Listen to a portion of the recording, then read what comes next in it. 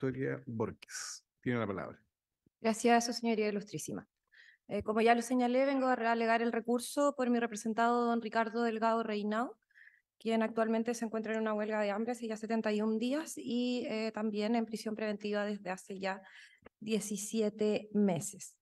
En este sentido, sus señorías ilustrísimas, la causal que primero voy a invocar es aquella establecida en el artículo 374, letra E, en relación con el artículo 342, letra C, y 297 del Código Procesal Penal, y también aquella establecida en el 374, letra E, en relación con el 342, letra D, ambas de manera conjunta.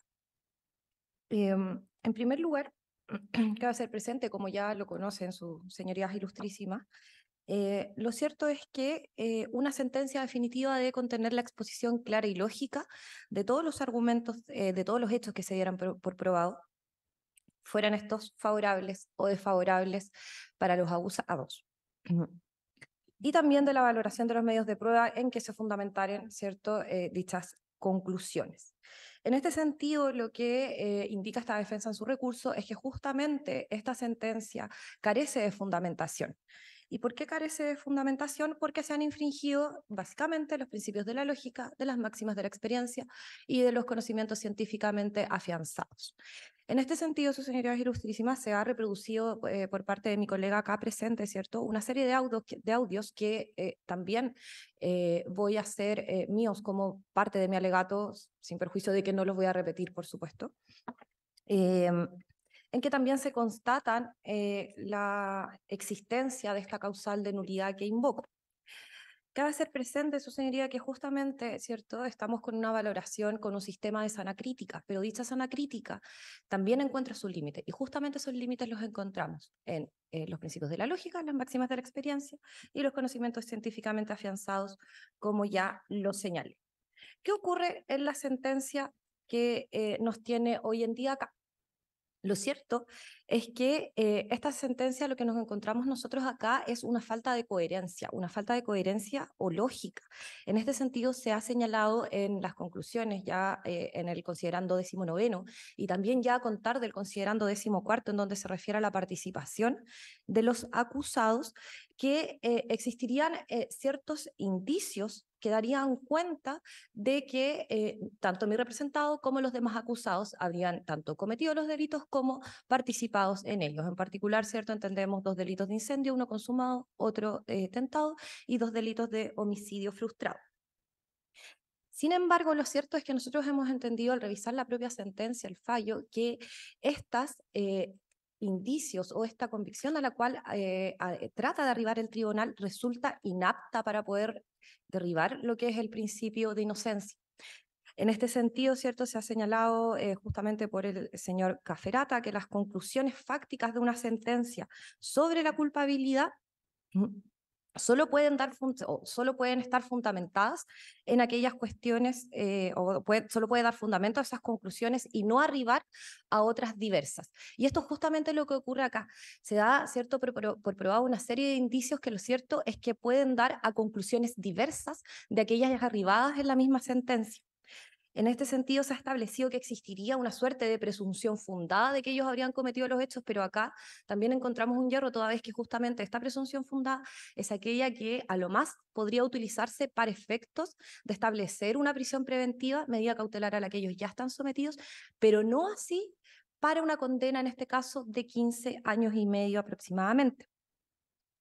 En este sentido, entendemos que no se derriba el estándar probatorio necesario, que no se ha superado el estándar de duda razonable, que efectivamente falta una debida fundamentación. La debida fundamentación de una sentencia también es una garantía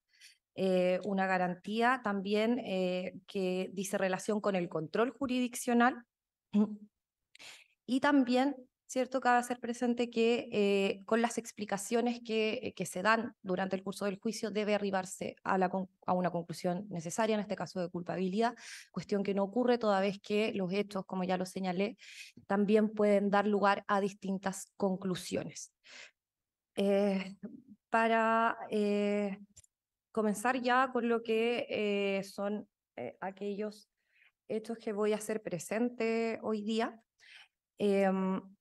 Cabe hacer presente también, y voy a esbozar desde ya, que en esta sentencia no se hizo lugar a ninguna de las alegaciones realizadas por la defensa, ni tampoco se valoró positivamente ninguna de la prueba incorporada ni por esta defensa, ni tampoco por las defensas que me acompañan a mi lado. Así, en este mismo sentido, habiéndose incorporado por esta defensa correos electrónicos, en particular aquellos correos electrónicos relativos a tráficos telefónicos de don Esteban Enríquez Riquelme, dicha prueba ni siquiera mereció una frase en la sentencia. No existe alusión a ella.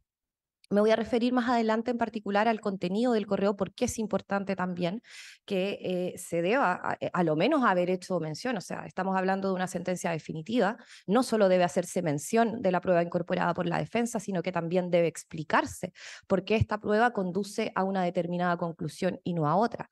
Por otra parte, otras de las pruebas también incorporadas tanto por esta defensa como por el defensor Pablo Ortega, que en su momento representaba a mi representado, don Ricardo Delgado Reinao, tampoco fue valorada positivamente, y se entendió que por una explicación que daban los funcionarios de la PDI, entonces se daba por entendido que esos correos, la verdad, que no refutaban lo indicado por esta defensa. En lo concreto, en primer lugar, voy a hacer referencia a lo relativo a los geotráficos. ¿Por qué a los geotráficos? Porque resulta que, en virtud de esta información, que es aquella que entregan las compañías telefónicas, es que se pretende situar a los acusados en el sitio del suceso. Se pretende situar por medio de dicha información que habría recopilado el funcionario don Christopher Velázquez, que lo escuchamos latamente también a través de mi colega, y también en virtud de una pericia realizada por una empresa externa denominada Incovets, de la cual nunca se dio razón tampoco por qué se habría elegido dicha agencia y no otra, que resulta externa y es de carácter privado. Sin perjuicio de aquello, ¿cierto?, se realizan estas dos pericias, Christopher Velázquez por un lado, Incovets por otro, y luego al final declara el señor Claudio Calderón, a quien también escuchamos anteriormente, y es él quien, el último día del juicio, viene a concluir que, en virtud de lo realizado por don Christopher Velázquez y las pericias de Incovets, entonces podemos concluir que los acusados efectivamente se encontraban en el sitio del suceso. Pero ¿cuál es el problema de esta conclusión a la cual ha arribado el señor Calderón, y la que hace suya también, por otra parte, el Tribunal de Juicio Oral en lo Penal de Los Ángeles? Es que justamente ninguna de estas pericias, ni aun combinadas, logran situar a los acusados en el sitio del suceso. ¿Por qué digo esto? Se presentó por el señor Christopher Velázquez una especie de pericia, porque si bien él es funcionario policial, no fue tampoco a declarar como perito, en la cual se muestran una serie de puntos de colores, los cuales nos situarían a los teléfonos de los acusados en horas, en días previos, durante y con posterioridad a la ocurrencia de los hechos. Y lo cierto es que de la propia pericia de don Christopher Velázquez, incluso aun cuando nosotros cuestionemos la validez de esta evidencia, de estos geotráficos, que cabe recalcar además, no fueron incorporados, solamente se incorporó este informe realizado por don Christopher Velázquez.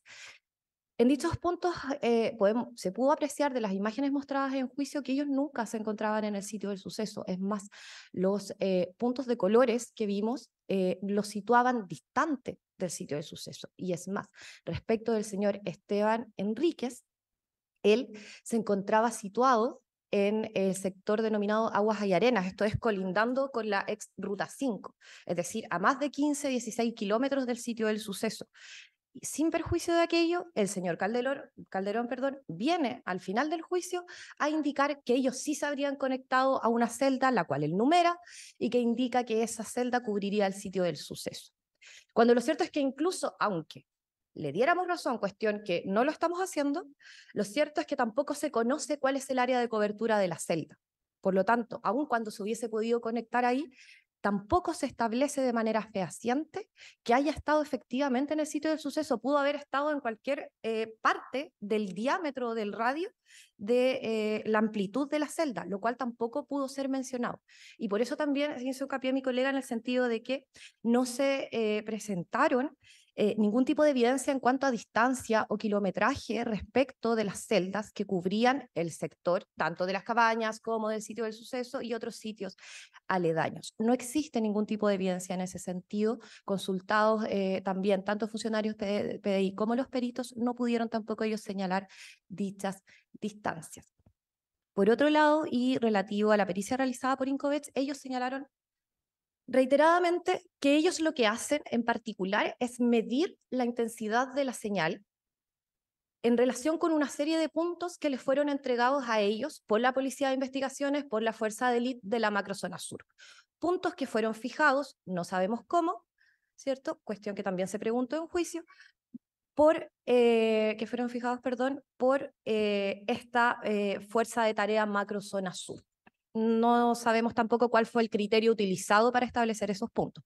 Sin perjuicio de ello, los peritos de Incovet asisten, ¿cierto?, a este sector en donde se traza una ruta mediante estos puntos que le entrega la Policía de Investigaciones, y en dicha ruta lo que ellos hacen es medir la intensidad de la señal. Y en eso quiero ser muy tajante, mide solamente la intensidad de la señal en ese punto, de las distintas compañías, no mide otra cosa. Y al medir la intensidad de la señal también, cabe hacer presente que esta medición se realiza prácticamente un año después de ocurridos los hechos. Estos hechos son del 9 de septiembre del año 2021, la pericia realizada por Incovet se realiza en agosto del año 2022 y luego con posterioridad también una segunda pericia en el mes de septiembre, perdón, del año 2022, es decir, un año después de cometidos los hechos. ¿Y por qué tiene relevancia esto? Porque justamente esta defensora consulta a ambos peritos cuál era la posibilidad de que las celdas que existían al momento de ocurridos los hechos tuvieran algún tipo de problema de conexión. ¿Y por qué se pregunta esto por mi parte? Porque justamente se dio cuenta de que existían determinadas celdas, una que no existía al momento de realizar la medición y una segunda celda que también tenía problemas. Por lo tanto, ¿cierto?, la pregunta va direccionada justamente en ese sentido, si existe la posibilidad o no de que hubiese habido algún problema al momento de ocurrió los hechos, que ellos no hubieran podido constatar, porque justamente la pericia que ellos hacen la realizan un año después. Y efectivamente la respuesta que dan ambos peritos a esta defensora es que sí, efectivamente existe la posibilidad de que aquellas celdas hubieran podido tener problemas. Por tanto, ¿cómo es posible que el señor Calderón haya arribado a esta conclusión cuando él mismo estima que lo concluye de acuerdo a la pericia realizada por don Christopher Velázquez y de acuerdo a la pericia realizada por la empresa Incovet? No es posible llegar a esa conclusión porque estos peritos, ese funcionario de la PDI y tampoco Incovet logran determinar o situar a las personas en este sitio, ni tampoco miden distancias, ni mucho menos. Uno mide la señal y otro mide por dónde traficaron los teléfonos. Y por dónde traficaron los teléfonos, en ningún momento se aprecia que trafican los teléfonos en el sitio del suceso. En este sentido, sus señorías ilustrísimas, voy a solicitar autorización para hacer uso de lo establecido en el artículo 359 en cuanto a la reproducción de audios. Hago presente desde ya que uno de los audios del señor Christopher Velázquez tiene una duración de 10 minutos, por lo tanto voy a solicitar también autorización desde ya para poder reproducirlo, si bien se acompañó por 10 minutos, para poder reproducirlo de manera parcelada y también poder ir explicando qué es lo que va ocurriendo en dicho audio. Consulto a Ministerio Público y a creyentes si tienen algún inconveniente. No, señoría, ninguno. No por esta parte, señoría ilustrísimo. Bien, puede hacerlo en la forma que lo solicitó. Gracias, su señoría. Victoria, soy abogada defensora, le voy a hacer algunas preguntas también. El audio acompañado en particular es el audio número, pista de audio 231016-21-03, que es relativo a las preguntas formuladas en contexto de interrogatorio por esta defensora, el señor Christopher Velázquez, en el tramo de los 20 a los 30 minutos.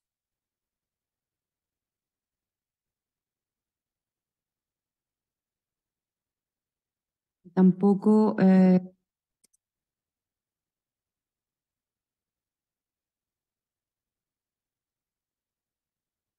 entonces, ¿cierto?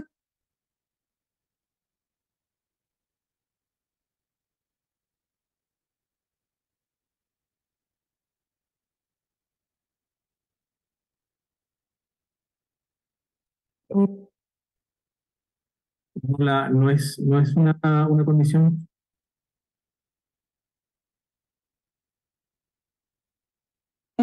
6343362, que es la que efectivamente contiene los tráficos telefónicos de don Esteban, ¿cierto? Claro, tuve acceso a los tráficos de él, más no recuerdo el número de evidencia de aquella información, de aquellos antecedentes. Perfecto. Lo cierto es que cuando se remite la información por parte de las compañías telefónicas, donde se encuentra cierto contenido de estos datos telefónicos, la compañía realiza ciertas precisiones, ¿cierto? No desconozco qué precisiones habrá hecho la compañía, porque nosotros trabajamos en base a lo que ellos habían provisto. Exacto, ellos le envían a usted la información, ¿cierto? Usted la recibe y con esa información entonces confecciona el informe, ¿cierto? Correcto. En la información que usted recibió, la compañía señaló en particular que se solicita tener en cuenta que para efectos de efectuar los registros cronológicos geográficos, recomendamos usar como base los reportes de voz. ¿Es así? No tengo noticia de aquella advertencia respecto a la compañía, pero en cualquier caso, esas notas al margen que pudo haber hecho, que insisto, no tengo noticia de su existencia, no es una condición que nos obliga a dejar de lado todo lo demás que ellos aportan. O sea, si ellos están diciendo trabaje solo con lo de voz, no quiere decir que nosotros vamos a apartar todo lo demás, de textos, datos, etcétera. Claro, pero lo cierto es que usted hoy día también en la declaración, mientras fue interrogado por el defensor Román, usted señaló, ¿cierto?, que los datos de voz son más precisos que los tráficos de datos, ¿cierto? En cuanto a temporalidad, no en cuanto a espacio. Perfecto, en cuanto a temporalidad, entonces. Y lo cierto es que mi representado, Esteban, traficó solo con datos desde el 9 de septiembre hasta, perdón, desde el 7 de septiembre hasta el 9 de septiembre, ¿cierto? Correcto. Correcto. Don Christopher. Vale decir entonces, ¿cierto?, que cronológicamente hablando esta información no sería tan precisa como si fuesen datos de voz, ¿cierto?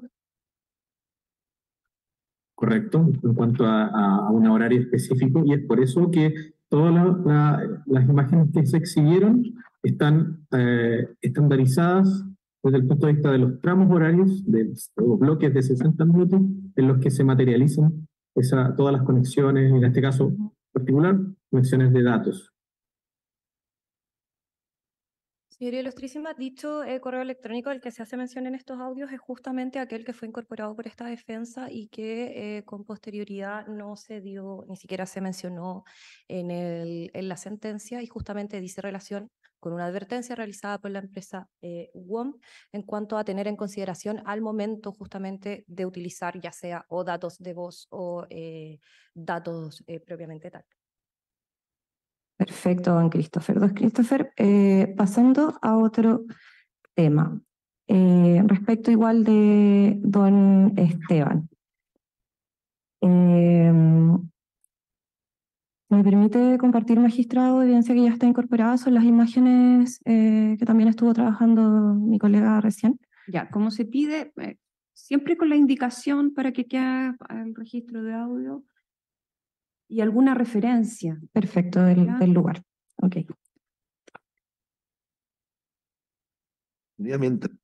Dichas imágenes son aquellas que mencioné delante relativas a estos famosos puntos de colores que vamos a escuchar también, o sea, que hemos escuchado durante la mañana.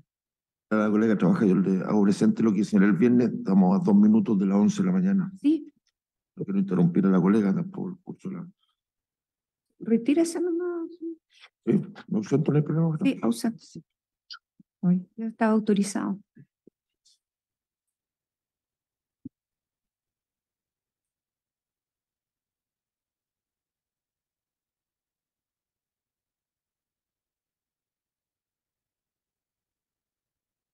don Christopher. Esta fotografía, ¿cierto?, incorporada el día viernes, es de 8 de septiembre de 2021. Muestra, entiendo, por lo que usted también explicitó antes, que lo cierto es que acá se muestra en qué celda trafica mi representado, que en particular está con el color amarillo, ¿cierto? Correcto, de acuerdo a lo que vemos en el tramo horario de las 23 a las 23:59 horas. Exactamente. Lo cierto es que acá hago referencia a que se encuentra ubicado, no encuentro la lupa, perdón. Se encuentra ubicado en un lugar Aguas Arena, ¿cierto? El punto amarillo, pegado a la ruta 5. ¿Es así? No alcanzo a distinguir lo que dice el mapa, pero sí sé que la antena, o la celda, mejor dicho, sobre la cual traficó en ese horario el teléfono de don Esteban Enríquez, era en una celda que estaba ubicada en un sector que se llama Cerro Colorado. Cerro Colorado. Ya, perfecto. Cerro Colorado, En entonces. la cúspide del cerro está el sitio de antenas y las celdas de la compañía WOM y Claro también. Ya, justo en la ruta 5, ¿cierto? Bueno, eso no es la ruta 5. Hacia el oriente Antigua, de la perdón. ruta 5. Ya, perfecto, pero está ahí en esa línea amarilla, ¿cierto?, que aparece como camino. Don Christopher, luego, el día 9 del 9 de 2021, entre las 00 y las 0:59 horas, el punto amarillo perteneciente a mi representado no presenta movimiento alguno, ¿cierto? No hay variación respecto de la ubicación geográfica de la celda donde se conecta. 9, sí. ¿Perdón? No. Sí, solo quiero precisar, no estamos diciendo, esta imagen no dice que estuvo conectado a la misma celda todo el tiempo. Está diciendo que la ubicación geográfica de la celda estaba en el mismo punto geográfico. Ok. Sí. Luego, el 9 de septiembre del 2021, entre las 1 de la mañana y las 1:59, tampoco presenta variación, ¿cierto? Correcto. Luego, mismo día, entre 2 de la mañana y 2:59, tampoco presenta variación, ¿cierto? Correcto. Luego, hora de los hechos, ¿cierto? 3:30 de la mañana. En este caso, se muestra la imagen del mismo día, 9 de septiembre de 2021, entre las 3 de la mañana y las 3:59 am. El círculo amarillo no presenta variación alguna, ¿cierto? Así es. Y luego es más, entre las 4 de la mañana y las 4:59 del mismo día tampoco presenta variación, ¿cierto? Correcto. Ok. Don Christopher, usted señaló también en el informe que realiza de geotráficos, en su parte final, en las conclusiones, que usted, ¿cierto?, tiene un criterio que ocurre, estoy buscando acá la conclusión. Voy a dejar de compartir pantalla.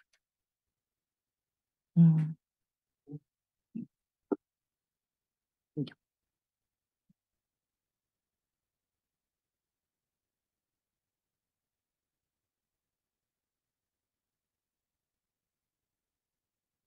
Don Christopher, usted señala como que descubre varias constantes, ¿cierto?, al realizar este análisis de datos. ¿Es así? Correcto. Esas constantes aparecen a la luz de la observación de hechos que ocurrieron también 20 días antes, en las proximidades también. Claro. A la comuna de Los Ángeles, a la comuna de Guille. Y usted indicó en particular que en las jornadas previas a los hechos, ¿cierto?, los investigados mantienen una actividad telefónica gran parte del día, y de la noche, sin embargo, en un tiempo inmediato a cada incidente hubo silencio de comunicaciones, ¿cierto? Correcto. Ahora, lo cierto es que, al menos en este hecho que ocurre en Los Ángeles, se estima que habría ocurrido a las 3:30 aproximadamente, como todos sabemos, ¿cierto? Y la verdad es que de estos datos que usted ha proporcionado, lo cierto es que en las madrugadas, a contar del 6 de septiembre, ocurre exactamente lo mismo, ¿cierto? Es decir, perdón, que en los días del 6 de septiembre al 9 de septiembre, lo cierto es que también en horas de la madrugada disminuye el tráfico telefónico, incluso algunos días llegando a 0, ¿cierto? Correcto. Correcto. Y lo cierto es que aquí, incluso, es más, el día 9, en la madrugada, lo cierto es que en el tiempo inmediato a cada incidente sí hubo un tráfico telefónico, ¿cierto? Correcto. Solamente respecto de don Marilao Matus, ¿cierto? Perdón, no tengo a la vista la imagen, pero entiendo que sí. Sería su señoría respecto de este audio en particular. Aquí se señala, ¿cierto?, que un criterio también que la sentencia se estudia, que es la supuesta existencia de un patrón de comportamiento de los acusados. Y este patrón de comportamiento habría ocurrido en hechos anteriores, es decir, en hechos que no fueron investigados en esta causa, hechos que no han sido tampoco investigados judicialmente, que habría sido un supuesto atentado ocurrido en la comuna de Quilleco, aproximadamente 3 semanas antes de ocurridos los hechos de este juicio. Se habla de este patrón de comportamiento en el sentido de que momentos antes, durante y momentos después de ocurridos los hechos, supuestamente las comunicaciones de los acusados bajan, disminuyen incluso llegando a 0. Pero ¿qué es lo que ocurre? Como pudimos apreciar del audio, es que justamente así también los días anteriores y días posteriores a la ocurrencia de estos hechos, también ocurre ese silencio comunicacional. ¿Y por qué ocurre ese silencio comunicacional? Porque estamos en horas de la madrugada, donde en horario de semana, donde la mayoría de las personas, por supuesto, disminuye sus comunicaciones. Por lo tanto, este criterio establecido de que habría un patrón de comportamiento de los acusados, entendemos que no ocurre, y dicho cuestionamiento tampoco fue referido en la sentencia, no llamó tampoco la atención de los jueces el hecho de que este mismo silencio comunicacional ocurriera también días antes y días después, días en los que no habría ocurrido ningún suceso como aquellos que se juzgaron acá. Hago presente también, para evitar confusión de sus señorías ilustrísimas, que en aquel entonces me encontraba justamente como defensora de don Esteban Enrique Riquelme, a diferencia del día de hoy, cierto, que estoy alegando por don Ricardo Delgado Reynao.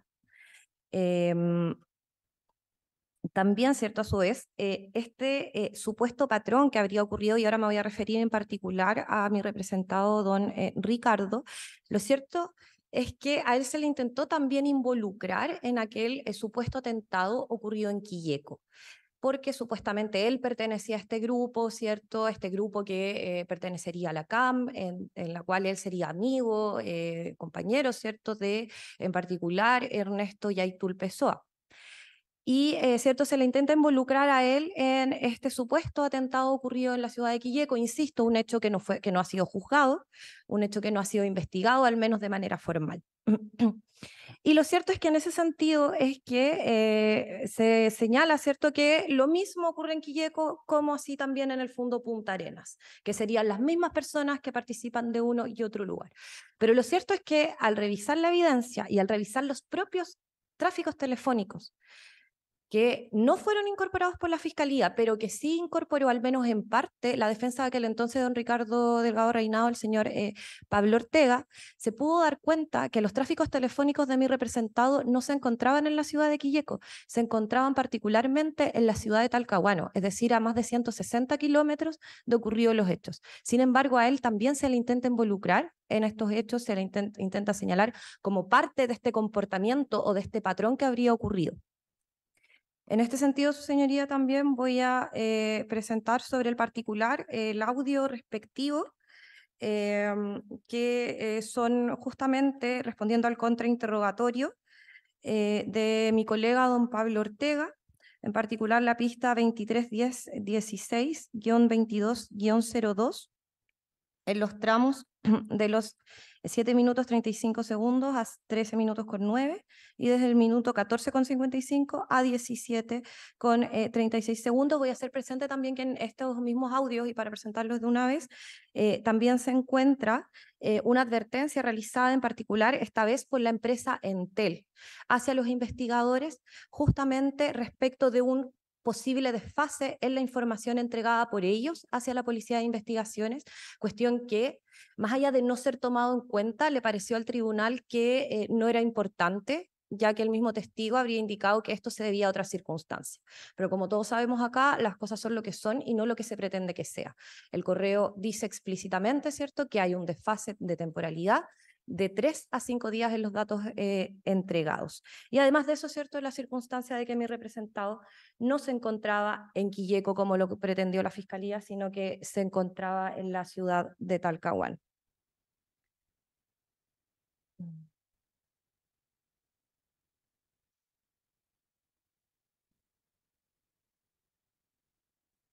Buenos días, defensor. Bien.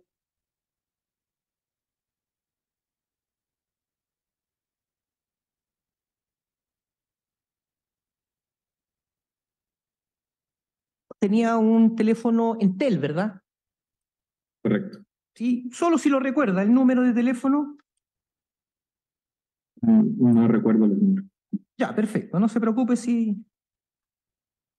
uno en los tiempos actuales no recuerda a veces ni el propio.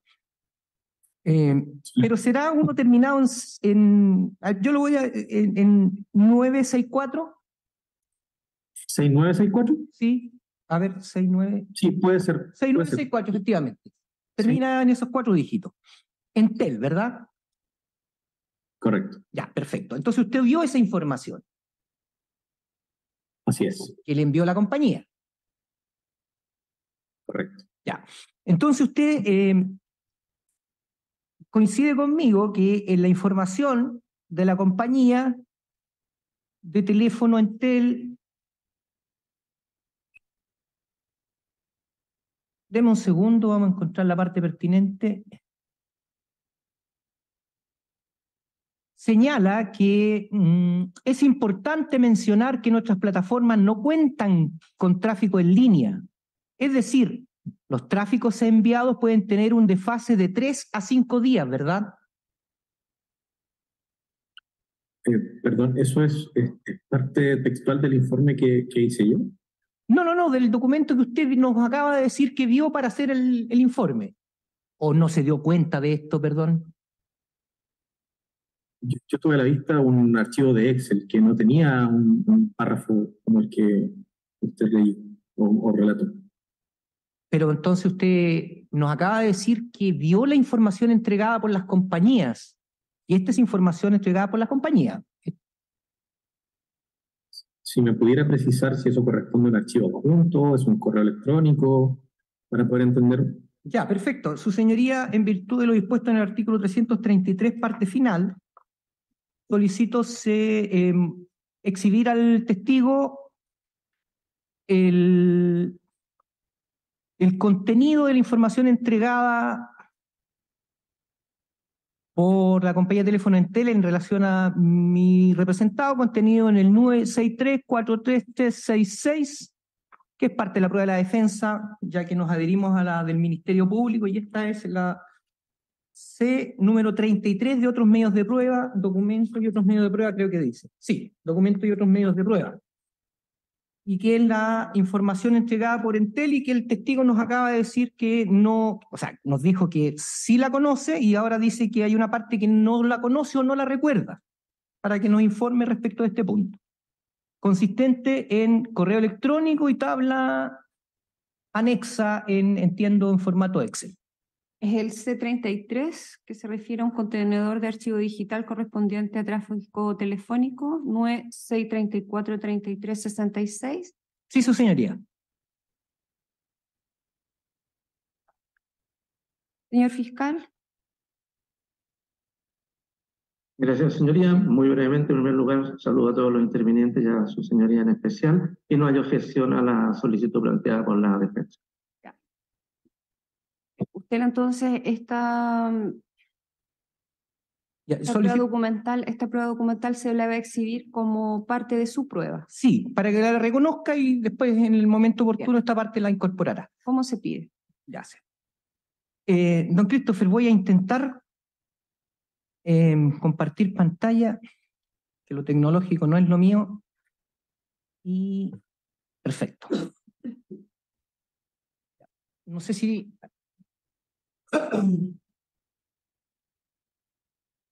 ¿Tiene a la vista correo electrónico? Correcto. Sí.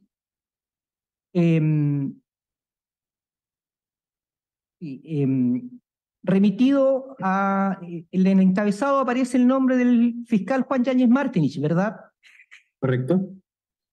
Y al lado un correo electrónico cmelón @investigaciones.cl. Fuerza de Tarea MZS.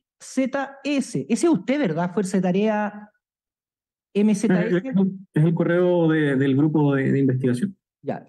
¿Al que usted pertenece? Correcto. Ya, perfecto. Entonces todo el equipo conoce este correo, entiendo, o no puede menos que conocerlo. La parte final de este correo, que señores, se detalla, ¿ve dónde está el cursor? Lo voy a ennegrecer. Sí, sí. Le solicito que lea para usted esta parte, esta última línea. Claro. Es importante mencionar. ¿Está bien? ¿Sí? Sí, si no hay inconveniente, esta parte ya lo leyó, pero léalo usted porque usted debe leerlo. Es importante mencionar que nuestras plataformas no cuentan con tráfico en línea. Es decir, los tráficos enviados pueden tener un desfase de 3 a 5, y se me pierde, 3 a 5 días. Ya, perfecto. Okay. A esto se refiere. Ya, sí. Esta información tampoco habría sido valorada por el sentenciador en el sentido de que no se le cobró importancia a este desfase presentado en la información que hace una advertencia que realiza la misma compañía de teléfonos, en este caso Entel. Por último, respecto de este punto, el mismo audio en el minuto 14:55 a 17:36.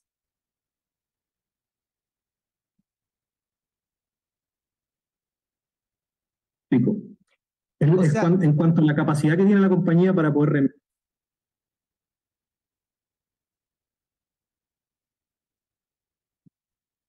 Claro. Ya, perfecto, pero entiendo que su interpretación, perfecto. Entonces vamos a ir a el adjunto que aparece acá, ¿verdad? Este es el adjunto del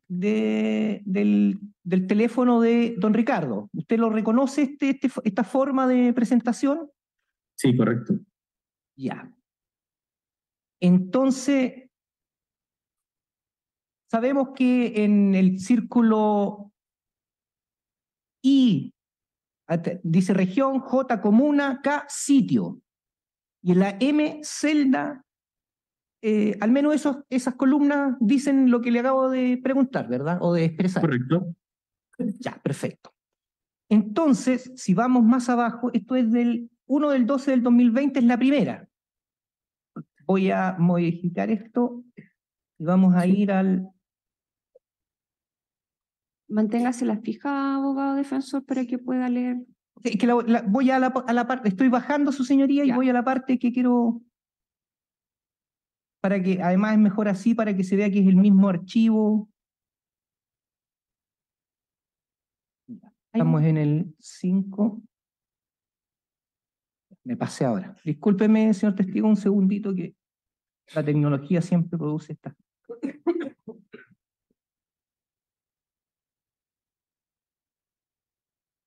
Ya, usted nos decía que lo de Quilleco fue en agosto, ¿verdad? O sea, perdón. ¿Perdón? El 20 de... Lo de Quilleco, ¿cuándo fue, nos dijo? 19 y 20 de agosto del 2021. Ya, no es todo el día. 19 y 20 de agosto. Ya, perfecto. Y aquí tenemos, estoy marcando una celda, no sé si la ve, dice 20-08-2021. Eso sería el 20 de agosto del 2021, ¿verdad? Correcto. Si vamos hacia los lados, vemos que en las celdas que dice región, dice Biobío. En la I. En la J dice Talcahuano. En la K dice Los Lirios. En la L dice Jaime Repullo, número 3158. ¿Cierto? Y una más allá dice Entel PCS móvil. ¿Verdad? Correcto. Es decir, que si la explicación que usted nos dio, que en realidad los tráficos de Entel están bien, significa que este teléfono de mi representado, don Ricardo Delgado, el día que usted establece que habría una constante, en realidad él traficó en Talcahuano. Eso es efectivo, ¿verdad? Ya. Eso es correcto, sí. Ya, ¿Y por qué? Señorías, como se puede apreciar, existe también una clara contradicción, una vulneración evidente a este principio, ¿cierto? Indicándose por un lado el testigo que él habría participado en los hechos de Quilleco, pero luego con posterioridad de la misma prueba vertida en el juicio se puede ver que él se encontraba en Talcahuano, por lo tanto, ¿cuál sería la fiabilidad entonces de dichas declaraciones? En particular, se ha alegado por esta parte, en primer lugar, la infracción al principio de la razón suficiente. En este sentido, ningún hecho puede ser verdadero sin que haya una razón suficiente para que sea así y no de otro modo. Lo que hemos visto durante este juicio, lo que hemos visto también a través de los audios presentados tanto por mí como por el defensor aquí a mi lado, es que sí efectivamente existen otros motivos por los cuales los acusados podrían perfectamente haber estado en las cabañas La Isla, que es, si tenemos presente la evidencia presentada, ¿cierto?, el único lugar al cual se podría decir que eventualmente ellos se encontraron. No así en el sitio del suceso. ¿Por qué digo esto? Porque en el sitio del suceso, que es donde se habría realizado la quema de los camiones en el fondo Punta Arenas, no se encuentra ningún tipo de evidencia de los acusados. No se encuentra, por ejemplo, vestimentas, no se encontraron, por ejemplo, armas, no se hicieron llegar a juicio ningún tipo de elemento destinado a producir fuego, como lo indica la acusación. En este sentido, entonces, entendemos que no hay una prueba, no existe un medio tampoco fehaciente que indique que a lo menos alguno de los acusados haya estado en este lugar, motivo por el cual entonces se recurre a estos geotráficos. ¿Y qué pasa con los geotráficos? Que los geotráficos tampoco son capaces de situar a ninguno de los acusados en el sitio del suceso. Llega finalmente este señor Calderón, ¿cierto?, a dar una conclusión que la verdad es que no sabemos de dónde saca dichas palabras, toda vez que de la misma prueba vertida en juicio no se puede probar esto, y a lo más se podría establecer que ellos habrían estado en la cabaña La Isla. ¿Qué más hay acá? Resulta que ellos se encontraban en la cabaña número 1 y resulta que en la cabaña de al lado de la número 2 habían otras 3 personas, 3 hombres, que indicaron ellos y al realizarse los empadronamientos que pertenecían a una empresa de telecomunicaciones. Lo extraño es que estas 3 personas estuvieron los mismos 3 días en dichas cabañas, es decir, del 7 de septiembre al 9 de septiembre, al lado de donde estaban los acusados. Pero ¿qué pasa? La policía comienza, ¿cierto?, el día 9 de septiembre a realizar diversas diligencias y dentro de ellas realiza un control vehicular. ¿A quién le realiza el control vehicular? A un solo automóvil. Un solo automóvil de todos aquellos que se encontraban pasando. No vamos a decir que había una gran cantidad de automóviles, entendiendo, ¿cierto?, la fecha en cuestión, día de semana, etcétera, pero sí se encontraban otros automóviles transitando. Sin perjuicio de aquello, la policía, en este caso Carabineros, y a petición de la PDI, solamente realiza un control vehicular al auto de don Ernesto Yaitul Pessoa. Revisado el auto, controlada la identidad de las personas que se encontraban ahí, esto es don Esteban y don José Marilao Matus, se da cuenta que ninguno tiene órdenes de detenciones pendientes y también registrado el auto, que también no se encuentra ningún tipo de elemento que los pudiera conducir a ellos a señalar siquiera una sospecha de que ellos hayan cometido los delitos de los que se les acusa. Y es en virtud de este control que comienza extrañamente la policía a empadronar desde afuera hacia adentro del sitio del suceso y no desde el fondo Punta Arenas hacia afuera. Y así llegan ellos a la cabaña La Isla, en donde ellos supuestamente se habrían alojado. Porque comienzan a empadronar y comienzan a preguntar dónde está el auto azul. Y así es que llegan a estas cabañas. Y ese es el motivo igual por el cual se empadrona en particular o se le realizan peritajes a esta cabaña y no entiende esta defensa, ¿cierto?, porque no se realiza a la cabaña de al lado, donde habían 3 personas. Y es más, se indica en la misma sentencia, en el considerando 14º, que lo cierto es que las víctimas y los testigos habrían indicado que los atacantes habrían sido entre 2 a 3 personas, para luego decir que eso no era relevante, que la confusión respecto del número de atacantes no es importante porque en realidad, reglo siguiente, página 191, indica que habrían sido entre 4 y 6, para de esta manera hacerlo coincidir con el número de supuestos atacantes que indica la Fiscalía. 4 acusados más don José Marilao Matus, es decir, 5. Pero lo cierto es que ninguna de las víctimas indica, y tal cual como le dice la sentencia en su considerando 14º, que habrían sido 5 los atacantes. Ellos indican 2 o 3, número que claramente coincide con aquellas personas que se encontraban en la cabaña de al lado y no en la cabaña en la que ellos se encontraban o se habrían encontrado. En este sentido, ¿cierto? Entendemos que existe efectivamente una explicación diversa a aquella planteada por la Fiscalía. Se carga también a esta defensa con la prueba de aquella cuestión, lo que resulta lo menos extraño, porque entonces deberíamos estar probando nosotros que estamos de vacaciones y no que estamos cometiendo ilícitos. Por lo tanto, resulta a lo menos extraño. Entendemos que la prueba también vertida en juicio acredita también la tesis de esta defensa en cuanto a que ellos no se encontraban en el sitio del suceso. La defensa no tiene por qué acreditar que ellos se encontraban haciendo algo diverso. Existen fotos, como lo señaló la defensora penal pública, en donde ellos se encontraban efectivamente vacacionando. Testigos indicaron incluso que ellos habrían estado realizando un asado en dichas cabañas. Por otra parte, también en la cabaña, en el sitio del suceso, no se encuentran tampoco elementos que digan relación con los delitos acusados. Por lo tanto, ¿por qué el tribunal concluye esta cuestión? Acá entendemos que hay un claro salto lógico en cuanto a entender que porque ellos se encontraban en esta cabaña y, como lo dice la sentencia, pertenecen a la coordinadora Arauco Mayeco, entonces no quedaría más que concluir que fueron ellos. Otro de las cosas o de los presupuestos fácticos que indica la Fiscalía que van a ser probados en este juicio es la reivindicación. ¿Por qué es importante la reivindicación acá? Porque supuestamente la coordinadora Arauco Mayeco, al realizar estas supuestas acciones de sabotaje, ¿cierto?, dejaría algún panfleto, alguna cuestión alusiva a la realización de este auto. Sus señorías, en este juicio no hubo prueba en ese sentido. No se estableció, no se señaló en ninguna parte, no se ingresó a juicio ningún panfleto, paloma, como se le dice vulgarmente, no se encontró tampoco ningún lienzo alusivo a la causa que supuestamente lleva la coordinadora Arauco Mayeco. Por lo tanto, ¿de dónde se obtiene esta reivindicación? Se señala que habría ocurrido después, 2 años después, en particular el día 13 de octubre del año 2023, que en esa fecha habría ocurrido la reivindicación. Pero los hechos de la acusación son claros en indicar que la reivindicación se produce el día 10 de septiembre, cuestión que no ocurre y no se vierte tampoco en juicio. No existe nada en relación con aquello. Por otra parte, y también cabe hacer presente en cuanto a los conocimientos científicamente afianzados, en esta causa existió prueba pericial, en particular de ADN. Se encontró en uno de los camiones una mancha de color pardo rojiza. En la sentencia podemos encontrar la declaración del perito en las páginas 44 y siguientes. Y en particular, en la página 146, podemos ver cómo el perito señala que se recogieron en total, o se le entregaron a ella, 12 muestras que pudo cotejar con esta mancha, perdón, 11 muestras que pudo cotejar con esta mancha pardo rojiza.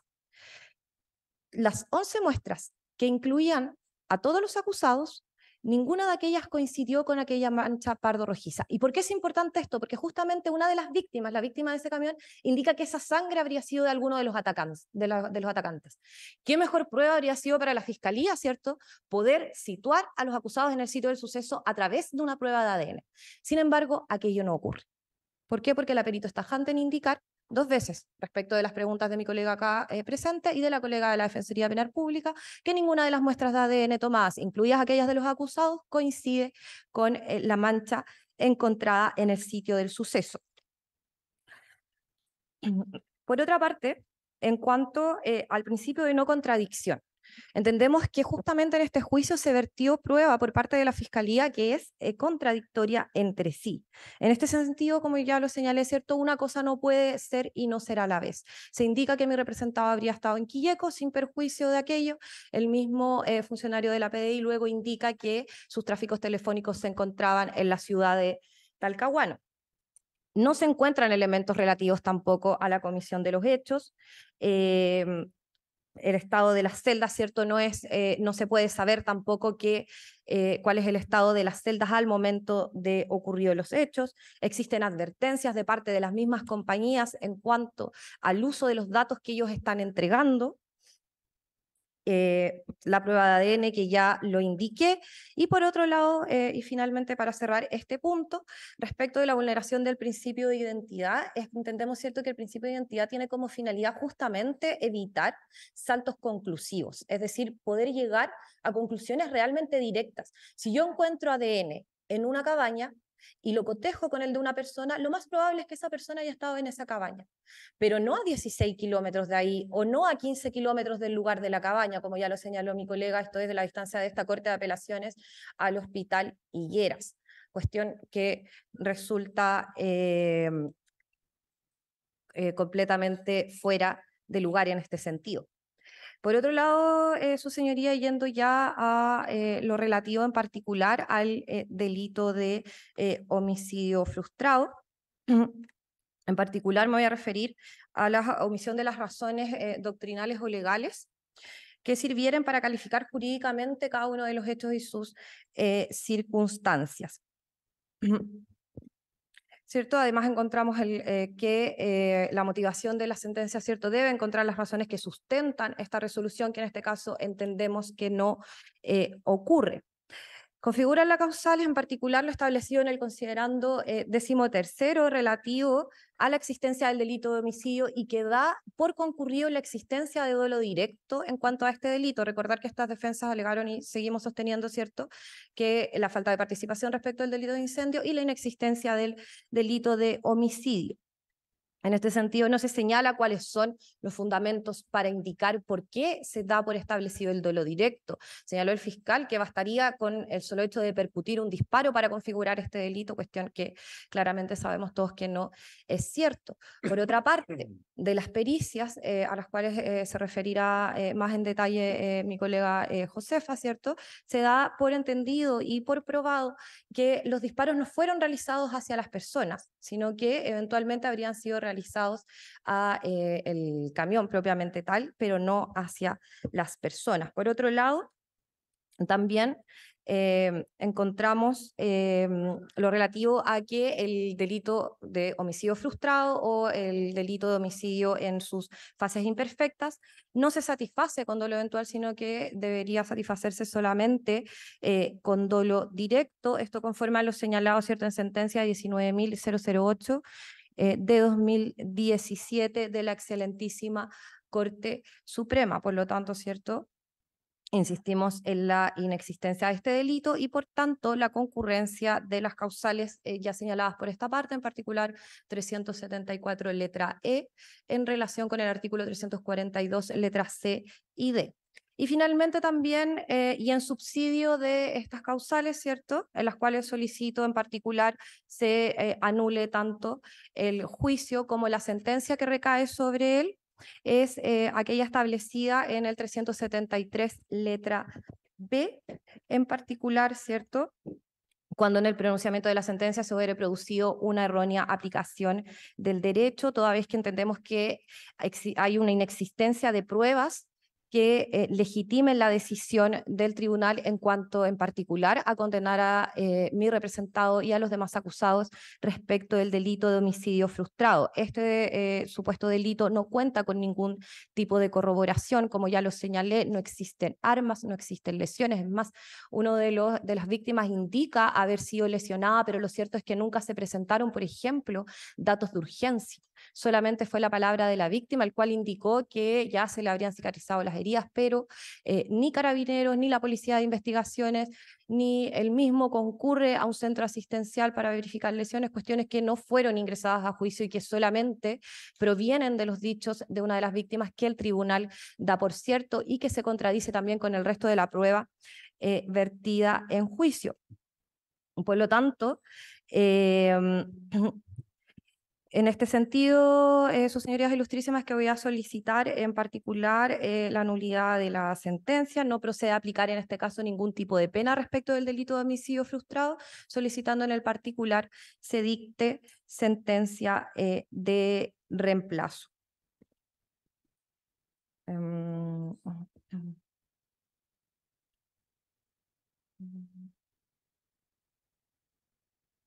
Eso sería, sus señorías ilustrísimas. Muchas gracias. Puede alegar la defensora Josefa Inal. Muchas gracias, señoría ilustrísima. Con la venia de este tribunal, alega en estrados la abogada Josefa Inardi Delgado por mi representado Esteban Enríquez Riquelme, solicitando desde ya se acoja el recurso de nulidad que he interpuesto por las causales que a continuación señalaré y en consecuencia se anule, de acuerdo a las primeras causales, el juicio oral y la sentencia, y este ilustrísimo tribunal determine el estado en que debe quedar el procedimiento para que un nuevo tribunal competente y no inhabilitado conozca de estos antecedentes y en subsidio una sentencia de reemplazo en base a lo dispuesto en la causal del artículo 373, letra B del Código Procesal Penal, básicamente una sentencia de reemplazo absolutoria respecto de todo lo ilícito y en particular del ilícito de los ilícitos de homicidio. Para estructurar de mejor manera al tribunal mi alegación, debemos hacer presente entonces que la primera causal o cuarta en el recurso, toda vez que las primeras tres no fueron vistas por la Corte Suprema, la primera causal dice relación con lo establecido en el artículo 374, letra E, en relación con el artículo 342, letra C y letra D del Código Procesal Penal, en dos puntos que vamos a distinguir, su señoría ilustrísima. Por un lado, la participación criminal respecto de todos los ilícitos y por otro lado, la calificación jurídica de los ilícitos de homicidio y el grado de desarrollo de estos ilícitos, particularmente la frustración. En ese sentido, vamos a comenzar entonces con lo referido a la participación criminal de mi representado y de todos los acusados como autores. Mi representado y el resto de acusados fueron condenados a una pena única de 10 años y un día por 2 delitos de homicidio frustrado, perpetuados contra las víctimas conductores de algunos de los camiones que se establecieron en estos hechos respecto del atentado que habría ocurrido el día 9 de septiembre del año 2021. Autores en base a lo que dispone el artículo 15 número 1 y 15 número 3 del Código Penal. Pero en este sentido, a propósito de el considerando 14º de la sentencia, que es el que establece la participación criminal en las páginas 190 a 199 de la misma, no se explica el por qué se llega a esta conclusión de participación criminal de autoría. No estamos hablando de cualquier tipo de participación criminal. Y así, además, se debe establecer en la sentencia específicamente cuál es el tipo de participación criminal que se le termina condenando a mi representado y al resto de los comuneros. En ese sentido, debemos hacer presente y relacionar entonces este considerando 14º con el considerando 15º, que habla del modus operandi que habrían tenido los sujetos o los atacantes y que cómo el tribunal llega a estas conclusiones que ya mis colegas han hecho referencia. En el considerando 19º se establecen las conclusiones del juicio o las conclusiones que ha llegado el Tribunal de Juicio Oral en lo Penal respecto de la decisión que toma de condena. En ese sentido, es importante señalar que la primera conclusión que establece como presunción, porque aquí se habla de presunciones múltiples, no se habla tampoco de hechos corroborados determinadamente, sino solo presunciones que en base a la unión de esta, a la multiplicidad de las mismas, termina el tribunal estableciendo que hay una presunción fundada de participación y de existencia de cada uno de los delitos respecto de mi representado y del resto de los comuneros. ¿Cómo se llegan a esas conclusiones? Ese es el tema, su señoría ilustrísima. Eso es el por qué esta defensa y el resto de mis colegas entendemos que no existe una fundamentación adecuada en esta sentencia en cuanto a dichas circunstancias. Es más, el mismo considerando 19º establece que se permite establecer presunciones fundadas. Cuestión que no dice relación con la convicción de condena. La convicción de condena es más allá de toda duda razonable. No es una presunción fundada que podríamos establecer en una medida cautelar. Aquí se eleva el estándar probatorio y se eleva el estándar de convicción a más allá de toda duda razonable. Lo que quiere decir que si existe alguna duda de que mi representado en particular o el resto de los acusados no efectuó estos hechos, no puede llevarse sino a una decisión de absolución, cuestión que erradamente no ha considerado la sentencia. Volviendo entonces al tema de los autores, para ser un autor material de lo que dispone el artículo 15 número 1 en particular, debe entonces los acusados situarse en el sitio del suceso. Cuestión que aquí no se logró acreditar bajo ningún respecto, su señoría ilustrísima. Como ya latamente se ha referido por parte de mis colegas, yo no quiero ser reiterativa, pero sí es importante señalar que el antecedente con que la sentencia funda el situar a mi representado en el sitio del suceso, básicamente dice relación con la declaración del funcionario de la PDI Calderón y Velázquez, y además el informe pericial, supuestamente pericial, de esta empresa privada, que no acompañaron antecedentes de idoneidad de pericias, de perito, de Incovet. Pero lo cierto es que, si bien es cierto, existe prueba científica que permite establecer la existencia de un lugar como la Cabaña La Isla a 15 kilómetros del sitio del suceso y que de acuerdo a prueba biológica, particularmente de ADN, mi representado habría estado en esa cabaña, no quiere decir que por ello es culpable de un hecho que se ha producido a 15 kilómetros.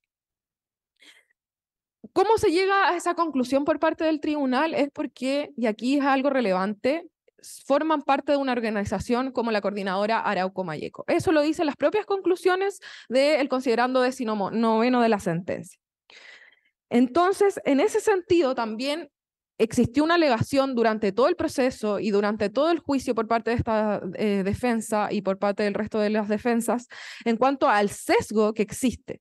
Aquí se habló, sí, se puede o no estar de acuerdo como ciudadano de la existencia de la Coordinadora Arauco Mayeco, de su finalidad, de sus propósitos políticos, de sus propósitos de reivindicación. Se puede estar o no de acuerdo. Lo cierto es que aquí no se ha perseguido a esta organización en estos antecedentes como una asociación ilícita, ni una asociación ilícita terrorista, ni tampoco se han aportado a algún otro antecedente. De hecho, es más, se ha intentado, incluso por el Tribunal Constitucional, declarar inconstitucional esta organización, cuestión que no ha surtido ningún efecto.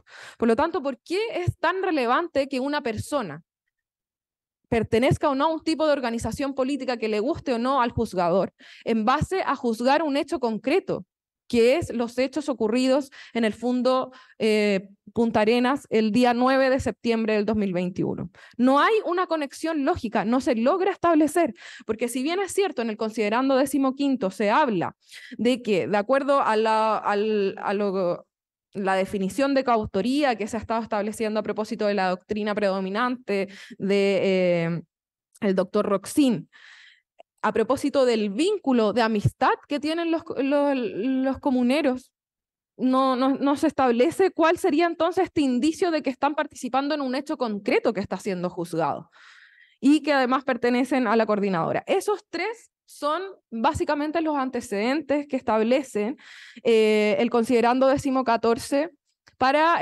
señalar o dar por acreditada la participación criminal en hechos específicos. Lo cierto es que aquí entendemos que se vulnera entonces el principio de razón suficiente, porque existen saltos lógicos, existen conclusiones, y como se ha dicho por parte de otras defensas, aquí hay una apariencia de fundamentación, pero esto que se engloba dentro de que hay multiplicidad de indicios, múltiples antecedentes, múltiples pruebas, lo cierto es que si uno lo comienza a desmenuzar, se va dando cuenta de que no existen antecedentes que permitan acreditar, más allá de una duda razonable, o de toda duda razonable, perdón, la autoría, de acuerdo al 15 número 1, en los hechos concretos que han sido juzgados. Por lo tanto, ese sesgo que a nuestro juicio resulta discriminatorio en base a un origen étnico es importante, y tampoco se detalló en la sentencia esas alegaciones respecto por qué se desechan esas alegaciones efectuadas durante todo el juicio por la defensa. Volviendo entonces a el situar en el sitio del suceso. Había dicho que la principal prueba entonces sería lo que viene a concluir este PDI de la macrozona sur Calderón, que lo hace en relación a él mismo establecer, una vez que hizo un estudio relacionado del informe de Incovet, empresa privada, que no acompañó antecedentes de idoneidad de expertise, con el informe de geotráficos que efectúa el PDI Velázquez, llega a la conclusión entonces que efectivamente mi representado habría estado en el sitio del suceso el día 9 de septiembre del 2021 alrededor de las 3 de la mañana. Pero ¿cómo se llega a esa conclusión? No lo explica el funcionario policial. Si bien es cierto, existe un informe de geotráficos, que es el informe que efectuó el policía, el funcionario policial Velázquez, él no consigna ni tampoco se incorporó a juicio la información que obtuvieron respecto de las compañías telefónicas para poder hacer este informe de geotráficos. Eso no está incorporado como prueba al juicio. No existe un medio de corroboración entonces que se establezca en la sentencia ni tampoco existente en el juicio para los dichos de este funcionario policial Calderón. No sabemos si la información que utilizaron es la que efectivamente les proporcionó las compañías telefónicas, si es toda la información que les proporcionó las compañías telefónicas o si es parcial o no lo sabemos, ya no lo podemos saber. En ese sentido, por lo tanto, existe de forma lógica un vacío, porque se llega a una conclusión sin entender o sin saber de dónde se sacó esa información, de si existe verazmente, de si existe completamente o si solamente se tomó, como de los audios que han podido exponer mis colegas, se tomó lo que le convenía a la tesis policial. Eso pareciera más bien, se tomó lo que se le convenía al Ministerio Público, parcialmente lo que le convenía a la tesis policial para poder armar, ¿cierto?, todo este esquema de situar en el sitio del suceso. Lo cierto es que el informe de Incovet, como ya se ha señalado, solamente habla respecto de la intensidad de las señales de las antenas que habrían estado en estos puntos de interés, que tampoco sabemos cómo se llegaron a esos puntos de interés por parte de la policía. No se pudo explicar esa situación en el juicio. Entonces, también se dio cuenta de que estas celdas que podrían ser las que marcan intensidad de las señales de los acusados se establecen en un polígono o en una zona geográfica más amplia que el sitio del suceso. El hecho de que el sitio del suceso esté en un polígono geográfico no quiere decir que cubre todo ese polígono geográfico. Por lo tanto, si un teléfono en particular marca en una zona geográfica donde está el sitio del suceso, no necesariamente va a estar ese teléfono en el sitio del suceso. Y eso es lo que erradamente establece la sentencia a propósito de lo que le hizo creer el fiscal del Ministerio Público y las policías. Pero eso tiene una falta de fundamentación en la razón suficiente. ¿Cómo se llega a esa conclusión? Una falta también en el principio de identidad. ¿Por qué dicen que estaban en el sitio del suceso y por qué no podían estar en otro lugar del polígono de la celda? No se entiende. Por lo tanto, creemos que en este caso no existe una exposición lógica, clara y completa del por qué se llega a la conclusión de que mi representado haya estado en el sitio del suceso. Cuando de hecho es más, existía prueba científica como la del ADN que fue recogida, la mancha pardo rojiza en este sitio del suceso, que no coincide con el ADN de ninguno de los acusados. En ese sentido, debemos entender, además, que se da una preponderancia bastante importante al hecho de que pertenezcan a la coordinadora Arauco Malleco sin que después de muchas escuchas telefónicas que fueron incorporadas al juicio, no se establece mayormente alguna comunicación entre los acusados ni anterior ni posterior a los hechos que digan relación con efectuar este ataque incendiario, que digan relación con atribuirse el mismo, que digan relación con jactarse de la ocurrencia de este hecho en un año de investigación, su señoría ilustrísima. Un año de investigación donde incluso el acusado Ernesto Yaitul fue intervenido telefónicamente y se le puso un micrófono en su vehículo particular. ¿Con autorización judicial? Sí, efectivamente, pero no se obtuvo ninguna información relevante en un año de investigación respecto de atentados que podría haberse adjudicado la CAM, de jactarse entre ellos mismos de manera privada de la ocurrencia del hecho.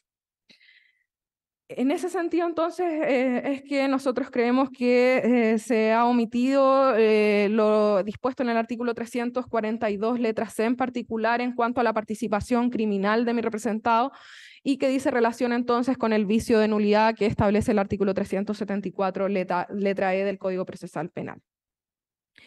Ahora, en otro orden de ideas, en cuanto a la calificación jurídica de los hechos que se establecen como homicidio y el grado de desarrollo de estos ilícitos. En este sentido, de acuerdo además a lo que dispone el artículo 374, letra E, en relación al 342, letra C, y 297 del Código Procesal Penal, donde se debe entender que se apreciará libremente la prueba, pero no se podrán contradecir los principios de la lógica, ni las máximas de la experiencia, ni los conocimientos científicamente afianzados. Lo cierto es que, bueno, y además esta fundamentación de la sentencia deberá permitir reproducir el razonamiento utilizado para alcanzar las conclusiones. ¿Cómo el tribunal llega a la conclusión de que estos hechos son constitutivos del delito de homicidio frustrado? Lo señala el considerando 13º en las páginas 188 y siguientes de la sentencia. En este sentido, volvemos a dividir la alegación. En primer lugar, respecto del dolo directo, la faz subjetiva entonces del tipo penal del homicidio. Se alegó por parte de la defensa que inclusive si se iba a plantear que había un dolo homicida, podría ser eventual, no necesariamente un dolo directo, tampoco tuvo eso un mayor desarrollo en la sentencia. Y en el considerando 13º, entonces se nos dice por parte de los sentenciadores que hay múltiples pruebas que darían cuenta del dolo directo o de la concurrencia del ilícito en general. Estos serían entonces la declaración de don Vicente Quintana Ollarse, una de las víctimas, la declaración de don Ulises Contreras, segunda víctima, el perito balístico Alejandro Bello Aravena, la pericia planimétrica de don Norman Sangüesa y la declaración del subprefecto Vilche Saldivia en una reconstitución de escena que se efectuó. Entonces, a primera vista, su señoría ilustrísima, se ve que aquí hay 5 medios de prueba distintos que permiten arribar a la conclusión de dolo directo o de homicidio respecto de los hechos acusados. Pero lo cierto es que vamos a ir desmenuzando en primer lugar. La pericia de Norman Sangüesa es una pericia planimétrica donde él nada podría expresar de la faz subjetiva del tipo penal, porque él como perito solamente se dedicó a hacer lo que en su expertise le corresponde, a establecer la existencia o no de distancias entre el sitio del suceso y los camiones, recordando que los camiones se trasladaron luego del atentado 15 kilómetros hasta la ex Ruta 5 Sur para esperar a las 11 de la mañana a carabineros para que pudieran tomar alguna decisión de lo que se iba a hacer en cuanto a la investigación. Y el subprefecto Vilche, la verdad es que solamente puede declarar algo que es consecuencial de las propias víctimas. Entonces, eso no es un medio de prueba directo, es un medio de prueba indirecto de las víctimas. Lo que tenemos acá, entonces, son 2 víctimas y el perito balístico Alejandro Bello. Eso sería lo más relevante. Resulta que la sentencia señala de que estas pruebas, declaraciones de las víctimas por un lado y informe perito balístico por el otro, son coincidentes. Cuestión que no es así, su señoría ilustrísima. Ambas víctimas refieren que fueron apuntadas con armas de fuego por los atacantes al momento de que se produjeron estos hechos. Apuntadas dando a entender que fueron directamente apuntadas de frente a frente. Pero si uno analiza lo que declaró el perito balístico Alejandro Bello respecto de la trayectoria y dinámica de las balas que se habrían encontrado en los camiones, lo cierto es que en el camión de don Vicente Quintana Ollarse, el camión de color verde, se encontraron 2 impactos de proyectil. Un impacto de proyectil se encontró en la parte superior del parabrisas en el lado del copiloto, siendo que el conductor evidentemente estaba solo en el lado del piloto. Y el otro impacto se encontró también en la zona de arriba del conductor, pero aquí es importante lo que señala el perito en cuanto a la trayectoria de este impacto, que dice que es de atrás hacia adelante, de izquierda a derecha, de abajo hacia arriba y de afuera hacia adentro. Eso evidentemente no coincide con que una bala sea dispuesta de frente o de lado a lado, sino que es el elemento o la prueba científica de trayectoria de bala, dice que esto es de atrás hacia adelante, de afuera hacia adentro, de izquierda a derecha y de abajo hacia arriba. Señala también que una de los impactos de proyectil múltiple se estuvo en la zona como del... Ay, no me acuerdo el nombre. En el pilar que une al parabrisas con la ventana del copiloto. Pero siempre se habla de abajo hacia arriba y los impactos en este camión fueron encontrados en las zonas de arriba del mismo. Por lo tanto, de mala forma se puede entender que es coincidente lo que dice el perito con lo que declaran las propias víctimas. Porque si hubiese sido así, lo normal del acontecimiento de las cosas es que la bala haya atravesado el camión, no que haya ido hacia arriba y que se haya depositado en uno de los pilares. Por lo tanto, eso se establece una contradicción importante, sin perjuicio de que además se toma en consideración principalmente la declaración de las víctimas por sobre incluso la prueba científica, cuestión que tampoco nos parece, y que además no solamente en ese sentido hay contradicciones, sino también don Vicente Quintana, por ejemplo, fue el que señaló con convicción en la declaración que efectuó de que él había sido apuntado con pistolas chiquititas, así él se refirió. Pero de la prueba científica de su camión se estableció de que eran impactos de proyectil múltiple los que son concordantes con armas largas, escopetas. No es coincidente.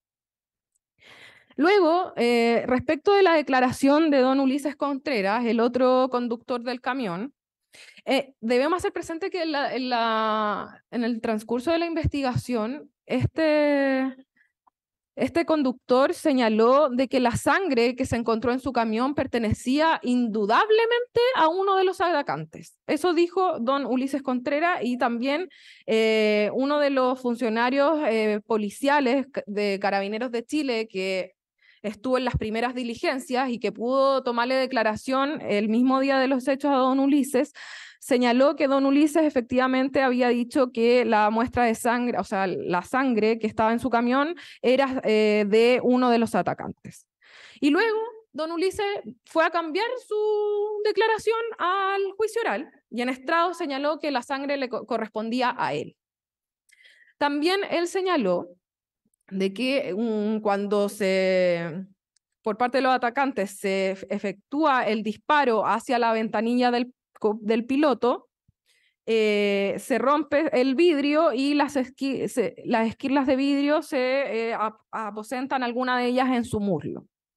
Lo cierto es que tampoco hay ningún antecedente que corrobore el hecho de las lesiones. No hay dato de atención de urgencia, no hay informe del servicio médico legal, no hay ningún otro tipo de prueba. Inclusive, cuando estas defensas contraexaminaron a los funcionarios policiales de Carabineros de Chile que efectuaron las primeras diligencias, dijeron que don Ulises había referido no tener ninguna lesión. Luego, en estrado va a decir otra cosa. Tan irrisorio resultó que dijo que no era necesario ir a un centro asistencial porque se había curado las heridas secándolas con confort.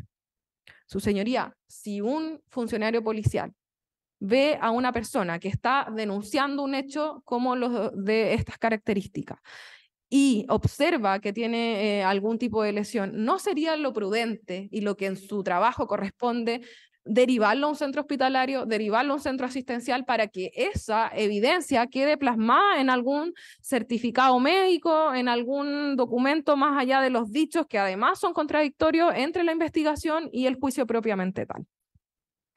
Por lo tanto, el dolo directo de matar se establece en la sentencia básicamente por la declaración de las víctimas, que ya he señalado, resultan contradictorias en ciertas cuestiones y lo que obviamente permite presumir algún tipo de incongruencia en el relato, lo que resta veracidad a su relato, por sobre incluso lo que establece el perito balístico, que indica que siempre las trayectorias de las balas fueron de atrás hacia adelante, nunca de lado a lado, de frente a frente, ni directamente al cuerpo de los conductores. En ese sentido, creemos que no se explica, no es suficiente la prueba rendida para poder dar por establecido el elemento subjetivo del tipo penal de dolo directo, considerando además que el grueso de la pena de mi representado son 10 años y un día por estos ilícitos, homicidio frustrado, ni más ni menos. Luego, ¿cuál entonces es el razonamiento que utilizó el tribunal para llegar a esta convicción? Tampoco se nos explica en la sentencia cuál es el razonamiento del por qué se dio preponderancia al relato de las víctimas, que eran inconsistentes en el desarrollo de la investigación, que así se reflejó en juicio, por sobre una prueba científica que daría cuenta de que los disparos no fueron directamente hacia los camioneros, sino que el designio delictivo más bien dice relación con la quema de camiones y más bien dice relación con hacer que los conductores desciendan de estos vehículos justamente porque el propósito delictivo no es matar a una persona, no es tampoco lesionarla, el propósito delictivo es otro. Ahora, en cuanto al iter criminis o el grado de desarrollo del ilícito, homicidio frustrado, solamente se establece en la sentencia que esto es así porque el artículo 7º del Código Penal dice que cuando el delincuente ponga todo de su parte para efectuar la acción y esta no se produzca por causa independiente a su voluntad. Su señoría ilustrísima, hubo un disparo en uno de los camiones, 2 disparos en el otro. Si se entiende que los delincuentes o los acusados, los atacantes, pusieron todo de su parte, ¿por qué no siguieron disparando? ¿Por qué no maniataron a los conductores? Había otro camión, o sea, el camión que resultó completamente incendiado, el del incendio consumado, el conductor se bajó voluntariamente de ese camión, arrancó, los atacantes no hicieron nada contra ese conductor. ¿Cuál es la lógica de establecer la frustración de un delito? ¿Cuál es el razonamiento utilizado por la sentencia? No lo sabemos.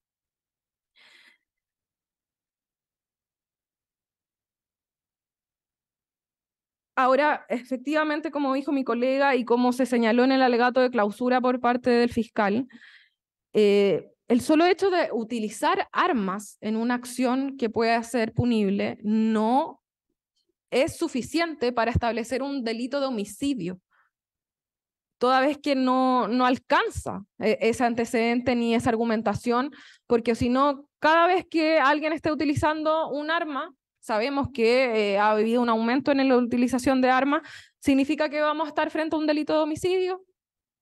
Eso tampoco nos parece un razonamiento adecuado.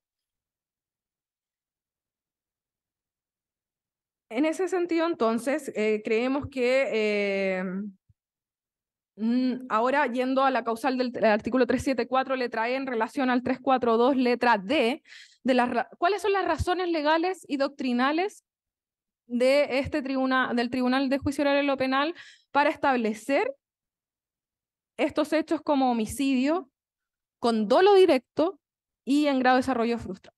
No hay nada en la sentencia que señale aquello. Luego, ya en cuanto a la segunda causal del artículo 373, letra B, en el mismo sentido, su señoría, y en subsidio de las ya referidas, cuando en el pronunciamiento de la sentencia se hubiera hecho una errónea calificación del derecho que hubiera influido sustancialmente en los dispositivos del fallo. Evidentemente, influye sustancialmente en los dispositivos del fallo el hecho de ser condenado a 10 años y un día por 2 delitos que no existen a juicio de la defensa y que tampoco fueron probados en juicio y que tampoco la sentencia se hace cargo del razonamiento que utiliza ni la conclusión a la cual llega para calificar los hechos de dicha manera. También se hizo referencia por parte de esta defensa en cuanto a la faz subjetiva. ¿Por qué? Porque se ha dicho también por la doctrina mayoritaria que si existe un delito frustrado en un grado imperfecto de desarrollo, este no sería compatible con un dolo eventual, por ejemplo. Por lo mismo, entendemos que parece que la sentencia lo que hizo es asegurarse de que ninguna de las alegaciones de la defensa tuviera cabida sin explicar el por qué desechan las alegaciones o no, y estableció directamente que aquí había dolo directo, así no se puede cuestionar entonces debido al grave imperfecto desarrollo del ilícito. Entonces, en ese sentido, tampoco se han establecido, se ha establecido una aplicación correcta del derecho, de la teoría del delito, de la teoría del iter criminis, para poder establecer lo que estableció la sentencia y que evidentemente perjudica a mi representado y al resto de los comuneros. En ese sentido, entonces, es que vamos a solicitar que por las causales, la causal cuarta del recurso, en principio, y la primera causal alegada el día de hoy, se acoja el recurso de nulidad interpuesto, se anule entonces la sentencia y el juicio en el cual se sostuvo esta sentencia viciada a nuestro juicio y se ordene por esta ilustrísima Corte la realización de un nuevo juicio por un tribunal no inhabilitado, determinando el estado en que deba quedar la causa, o en subsidio por la causal segunda del artículo 373, letra B del Código Procesal Penal, se dicte una sentencia de reemplazo, sentencia absolutoria respecto de los ilícitos de homicidio, toda vez que se está condenando y calificando los hechos cuando no son constitutivos de ilícito alguno. Eso es todo. Gracias. Haremos un receso de 15 minutos para recuperar la atención y volvemos con los alegatos de Ministerio Público y querellante. ¿Bien? Gracias. Recording stopped.